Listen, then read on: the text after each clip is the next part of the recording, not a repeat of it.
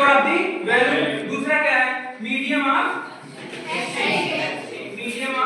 Exchange, यानी money में दो प्रॉपर्टी होनी चाहिए। What is money? क्या है कि स्टोर ऑफ द वैल्यू, उसमें एक वैल्यू होनी चाहिए। दूसरा क्या है? मीडियम ऑफ एक्सचेंज होना चाहिए।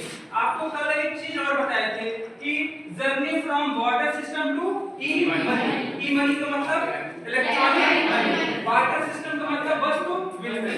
इसलिए पहला जो पहला स्टार्टिंग किए थे वो कहां से स्टार्टिंग था? वाटर सिस्टम, जिसमें क्या होता है?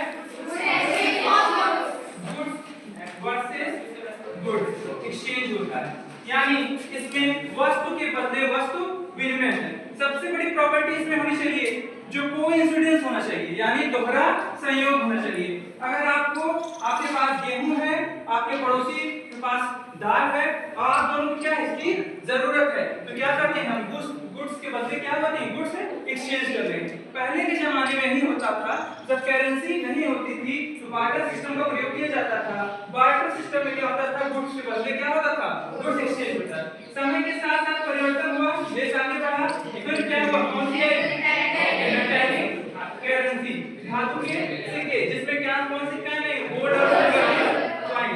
यानी आप ब्रिटिश रूल से देखें, मुगल, औरंगजेब, बादशाह, अकबर, जितने भी मुगल पीरियड देखेंगे उसमें गोल्ड और सिल्वर तांबे के सिक्के थे जो उसकी इतनी मनी वैल्यू होती थी।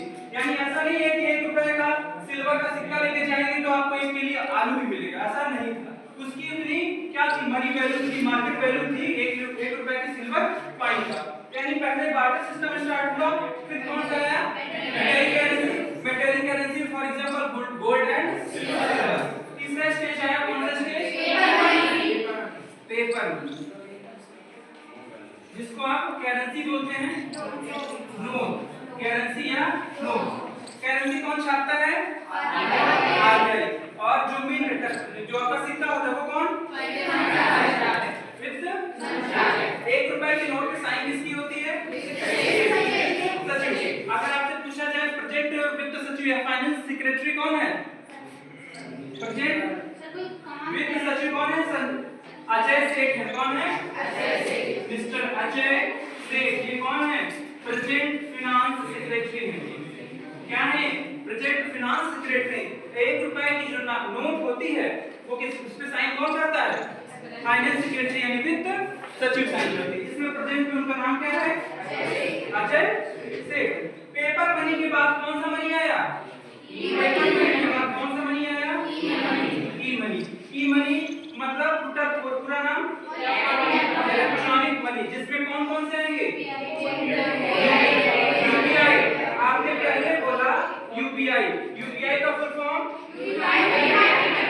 Unified payment interface. Credit card, debit card, UPI जितने भी हैं जो आप स्कैन करते हैं। एक बड़ी बात देखेंगे आप, 2020 यानी कोविड-19 के बाद से दो चीजों का प्रचलन बहुत तेजी से बढ़ गया। पहली चीज कौन सी थी? पहले जो कितने कोचिंग्स आप देखे होंगे वो ऑफलाइन ज्यादा अवेलेबल होती थी, लेकिन उसके बाद से वेबिनार ऑनलाइन होने लगा।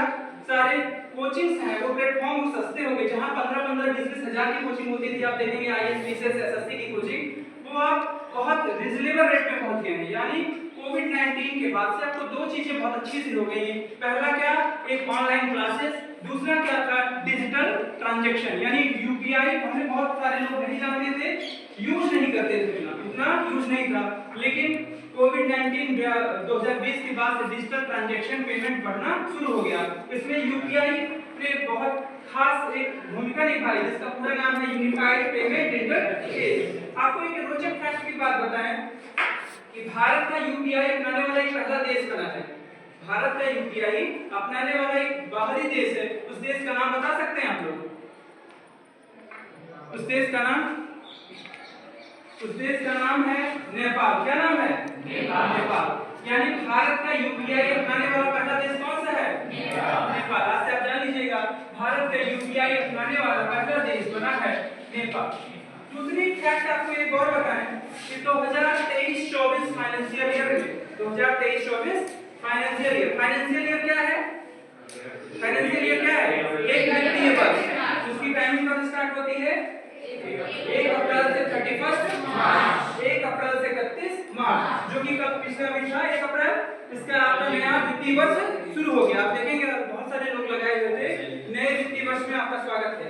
1 अप्रैल से क्या होता है, हिंदू दिवस भी मनाया जाता है। और क्या 1 अप्रैल से 31 मार्च आपका न्यू फाइनेंशियल ईयर 2025-26 की स्टार्टिंग हुई। दूसरी चीज आपको एक बताए थे, अगर वित्तीय वर्ष 1 अप्रैल से 31 मार्च चलता है तो एग्रीकल्चर ईयर कब से कब चलता है? 1 जुलाई से 30 जून। 1 जुलाई से 30 जून। रोचक फैक्ट की बात ये बताएं कि यूपीआई अपनाने वाला बाहरी देश कौन सा था? नेपाल था। 2023-24 के फाइनेंशियल ईयर में हमारी जो डिजिटल पेमेंट थी वो कितनी थी? 70%। कितनी थी? 70%। यानी 2023-24 में जो हमने डिजिटल ट्रांजैक्शन किया है ऑनलाइन वो 70% है। इसका मतलब 100 होता है कोई चीज 100 में अगर 70% हमने डिजिटल पेमेंट किया तो बचे 30 में सब कुछ था। यानी कैश ऑफलाइन जो भी आपको करना था वो 30% किया और डिजिटल पेमेंट हमने यूज किया कितना? 70%। एक बड़ी फैक्ट और आपको बताएं कि 2024 के मई मंथ में, किसमें? 2024 के मई मंथ में इफेक्ट है, इंडिया ने इस पे रिकॉर्ड कायम किया। एक न्यू रिकॉर्ड हमने कायम किया इंडिया ने। कौन सा न्यू रिकॉर्ड? कि मई महीने में सन 2024 में हमने भारतीयों ने एक नया रिकॉर्ड किया, किसका? 1403 करोड़ ट्रांजैक्शन। कितना ट्रांजैक्शन?